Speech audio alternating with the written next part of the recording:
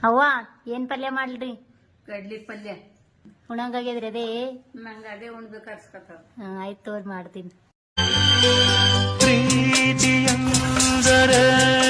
ಎಂದು ಈಗ ಅರಿತೆನು. ಪ್ರೀತಿಯಂದರೇನು ಎಂದು ಈಗ ಅರಿತೆನು.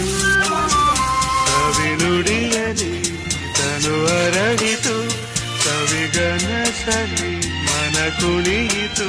ಒಲವಿನ ಈ ಮಾತಿಗೆ ಕರಗಿ ಹೋದೆ ನೋಟಕ್ಕೆ.